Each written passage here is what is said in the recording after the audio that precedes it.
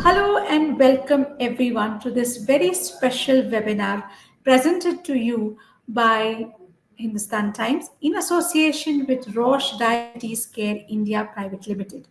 Today we are diving into a topic that affects millions of people across India: diabetes, how to monitor, measure, and manage.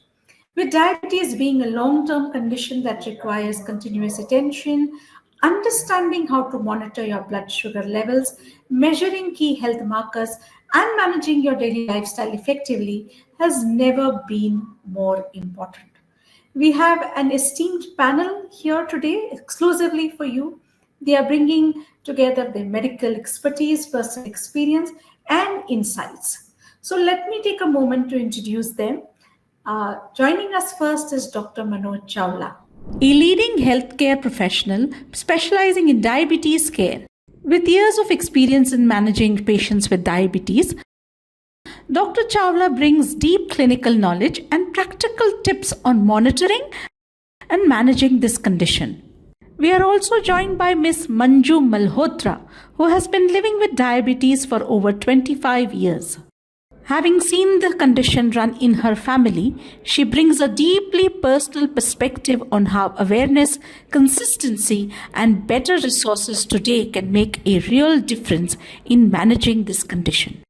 Representing Roche, we have Dr. Sandeep Sewlikar, Head of Medical Scientific Regulatory Affairs and Quality for Roche Diagnostics India. With over 25 years of experience in academia, pharmaceuticals, and diagnostics, Dr. Sewlikar is passionate about leveraging technology and innovation to make diabetes management more effective and accessible. Thank you all for joining us today.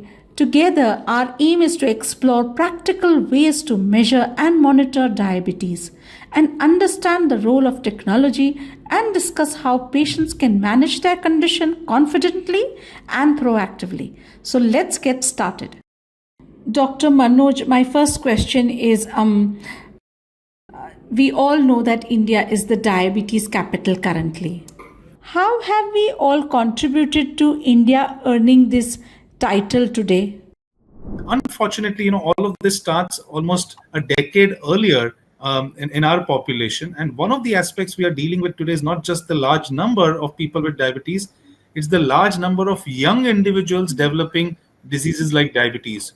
So for us to come across an individual today at 24 or 28 who's already developed type 2 diabetes and beginning to stare at what lies ahead is not uncommon. So I think it's multiple factors that has led to it, from lack of clear-cut policies to the urbanization and westernization, which we are hoping that better sense prevails now, and we start correcting at some level. But that's largely been the reason why we have this kind of a label, which we could very well do without.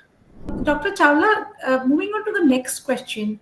I mean, at an age when you are at 40, you naturally proactively do diabetes checks and BP checks. But if you are saying that people in their late 20s are coming to you, do they experience certain signs and symptoms and therefore they are coming to you? What are the symptoms you should be actively looking out for for diabetes? So again, a very important question.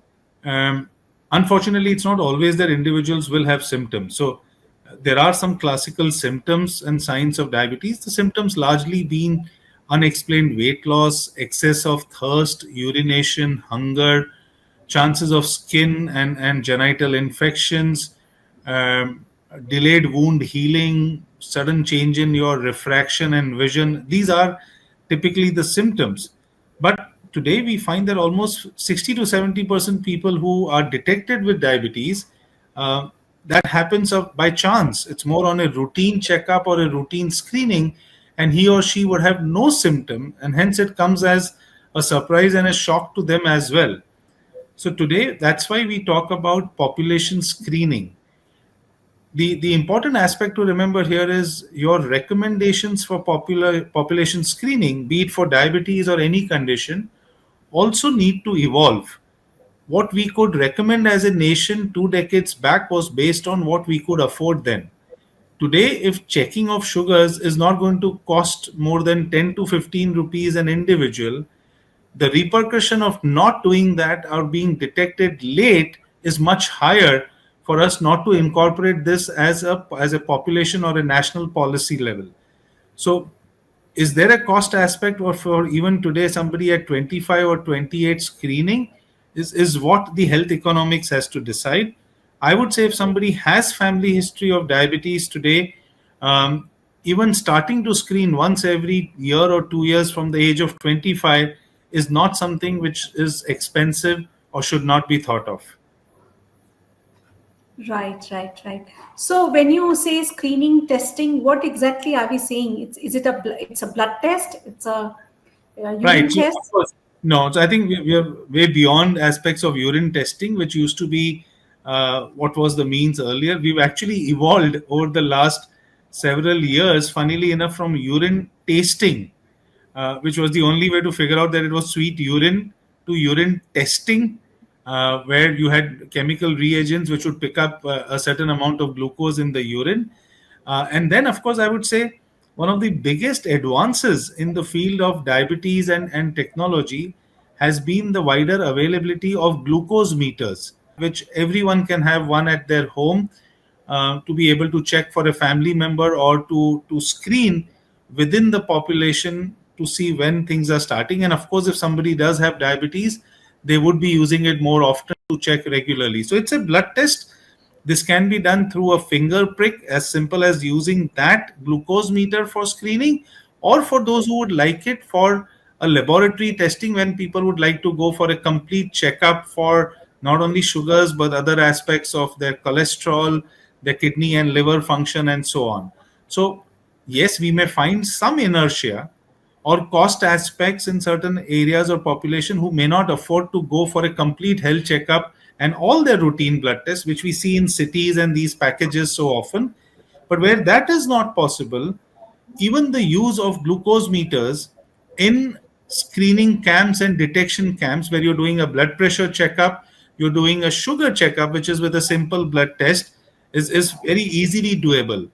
We have now moved to calling the checking of blood sugar as one of the vital parameters. It was always related to pulse, blood pressure, temperature.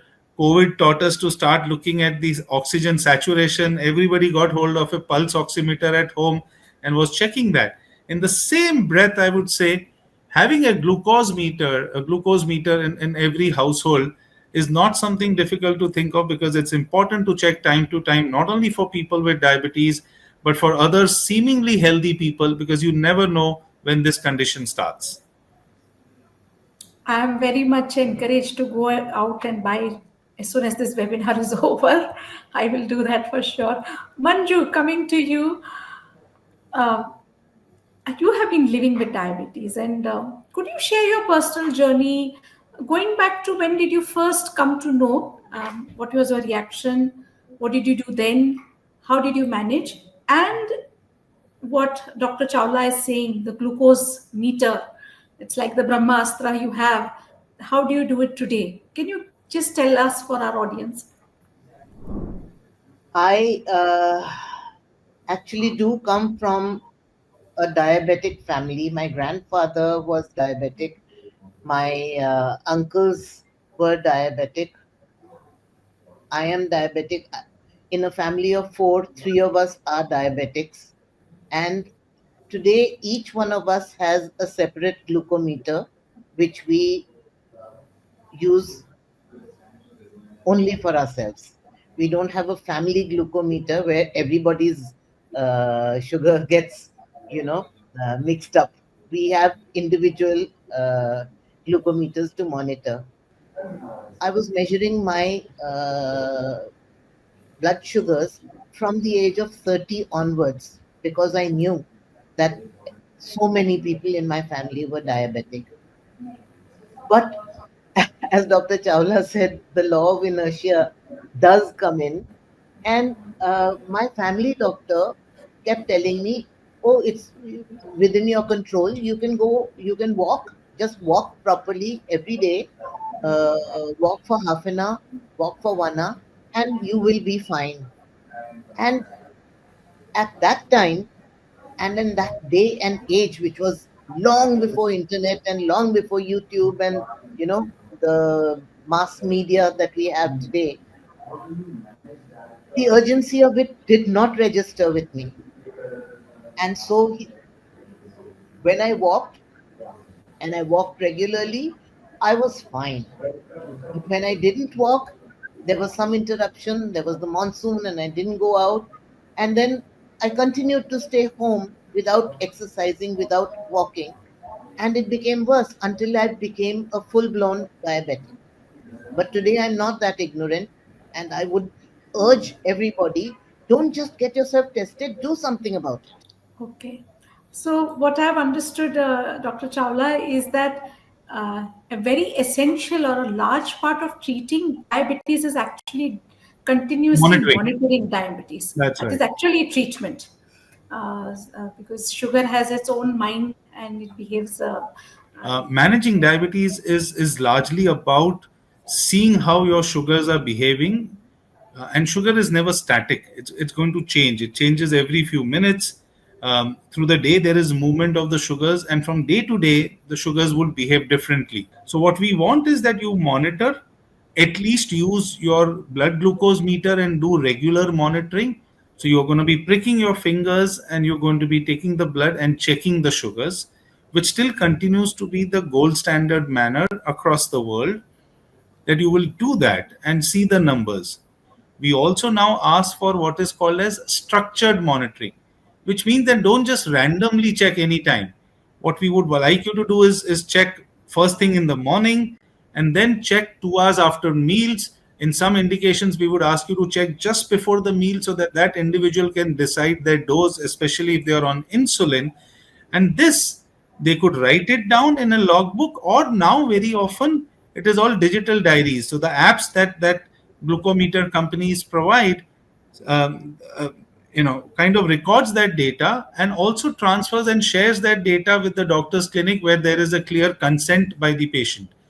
So it is good documentation and record keeping, and doing it in a planned manner is what is referred to as structured SMBG. Today, the gold standard remains to be the use of glucose meter or SMBG. So that has its benefits. Dr. Sandeep, I would like to address you. Could you expand on especially the digital part of it, the documentation part of it, about both these? Um, Yeah. Uh, Thank you, Shivani, and thank you, Hindustan Times, for having me here. And I think it's a very excellent question and very relevant. And I think Dr. Chawla really elaborated well how really technology evolved over the period of time. Really, right from urine testing to gold standard we're having like self-monitoring blood glucose, and now the continuous glucose monitoring. And as I say, like a lot of AI-based information that could be really work upon and get the really great insights through this monitoring. Yes, I think really it provides real-time and critical information that allows you and your doctor to navigate your diabetes journey safely and effectively. When we touch upon these apps and the innovations, really there are three main reasons why it is more important. Definitely, its ultimate objective is first is to achieve better glycemic control. Definitely, the primary goal is to keep blood glucose within control, within that personalized target range set by the doctor, and various information evidence is available why this regular self monitoring is the way by which you can get immediate feedback on whether you are meeting these glycemic targets set by the doctor. Second most important, I think, is to guide the therapy and lifestyle adjustment.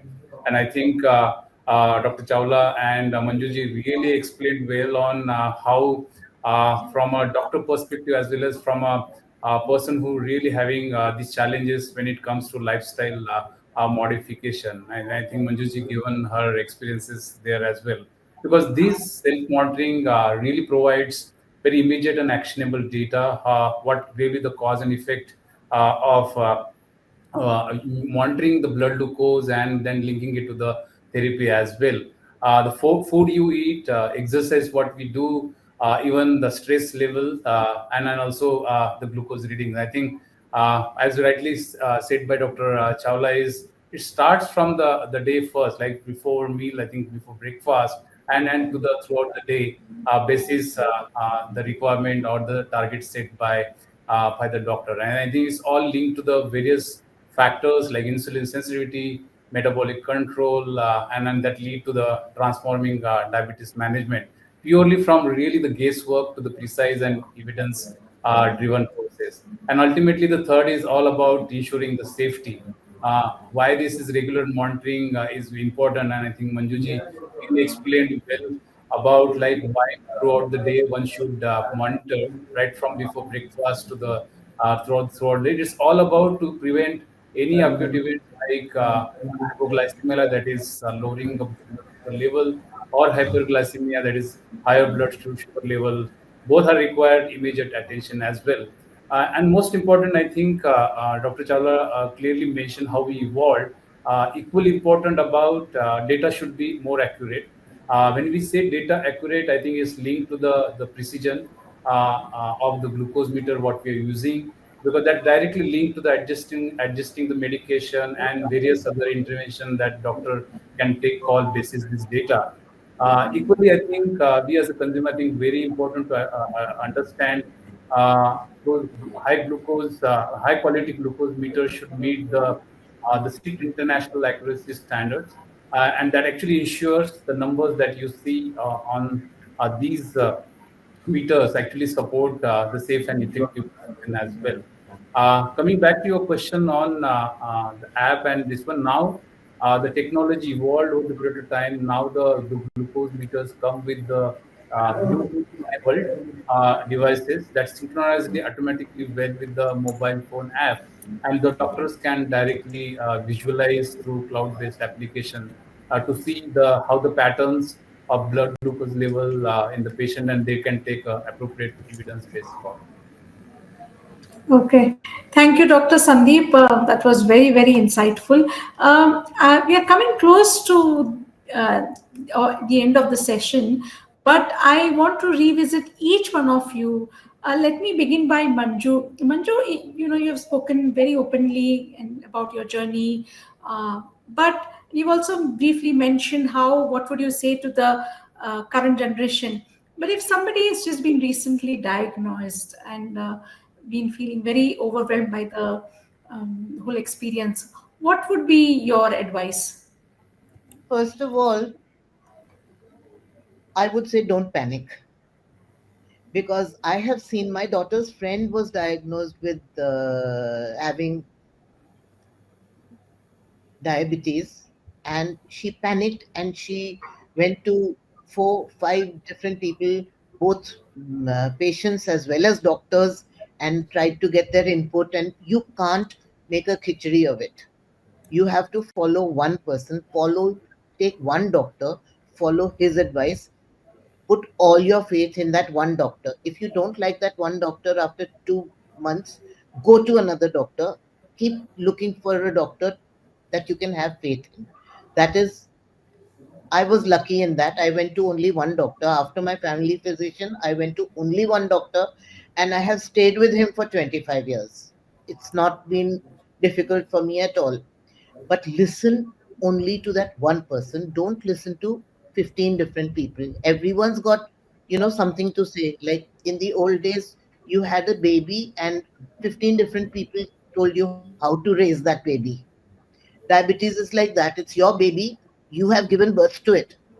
Now listen to one person who will guide you how to manage it. That is the Beautifully biggest. said, Manju. Very beautifully said. I love What that. How you put it. words of wisdom coming from Manjuji. Absolutely, Yes, absolutely, absolutely. Um, uh, Dr. Chawla, do you want to add to what Manju has said? Any final thoughts? No, I think well, she did speak about avoiding the confusion, and everybody will be opinionated. And unfortunately, when somebody is detected with diabetes, you will have a family member, a neighbor, a friend. Everybody will have diabetes in their family, so there will be a lot of opinions. What I want to add before we close this session is the aspect which I referred to earlier, and that's the crux of today's conversation. It was said in the past, there was a very, very famous quote by one of the leading um, forefathers of diabetes in modern medicine, who said, a person who knows the most about diabetes shall live the longest. So it was about educating yourself with diabetes.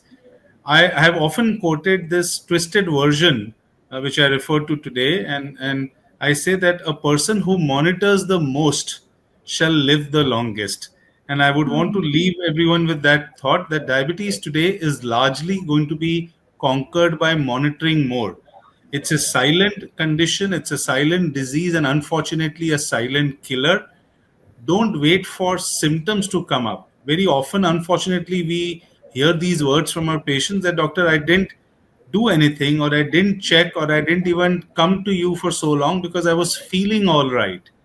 Right? But that can be a misgiving. Feeling all right does not mean that your numbers and your diabetes is under control. Monitor and check regularly, and that is what will help you avoid the dreaded long term complications in diabetes. Golden words there, Dr. Manoj. I Golden would words like there. to add. I would like to add one thing. Please. Testing first thing in the morning when you wake up on an empty stomach doesn't necessarily mean before breakfast, because we all drink some kind of drink, maybe bed tea, maybe something like that. Test on an empty stomach before bed tea, before any drink that you have, not just before. What I do is I test my fasting sugar, and then I have my breakfast about an hour after that. So I test it again before breakfast. Now, I used to test 2 hours after the meal, but you can start testing half an hour after, 1 hour after, 1.5 hours. There's no end to how often you can test.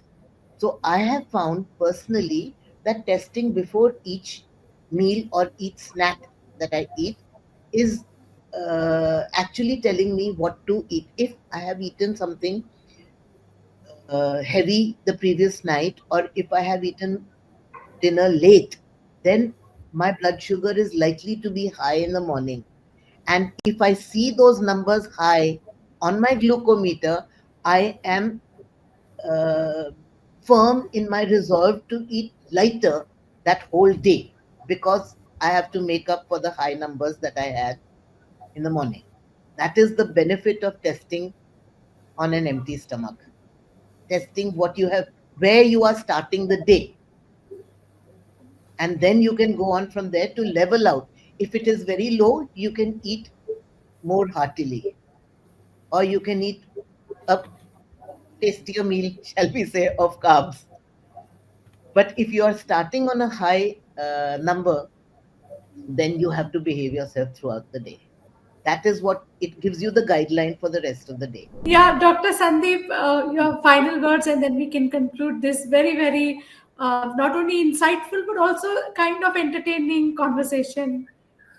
No, thank you. I think I completely agree with Dr. Chawla and Manjuji. I think they really elaborated well when it comes to monitoring, regular monitoring. I really like the quote what Dr. Chawla just mentioned, I think shared. And I think that's where I think if we really see from really better outcome, I think best ways to adopt the technology available, because now the integrated data driven system, I think that really enable us the more valuable conversation between the patient and the doctor, and doctor get the real time data to manage these patients very well. And I think that really eliminates various factors that are associated with the manual readings and this one. And I think really we're transforming data into the insights for better patient management. Yeah, ultimately, I totally agree. I think to really make monitoring more easier, I think technology definitely will help us in a better way, one more smarter way, that actually reduces the daily burden on you and enriches the conversation with your doctor, and thus actually making every consultation more efficient and effective in itself. Yeah. True. Yes. Thank you very much, all of you, Dr. Manoj, Manju, Dr. Sandeep. Whatever you have shared, personally, it's going to stay with me for a very long time, and I'm sure it's the same for our audience. So, thank you very much. And to everyone watching, I'm sure you have understood today very well that diabetes management begins with awareness. Thereafter, it's all about persistent, regular monitoring, measuring, and taking small steps every day. If you're doing this, you're already moving towards a better control and a healthier future. Thank you very much for joining us, all of you. We look forward to seeing you in another episode. Goodbye.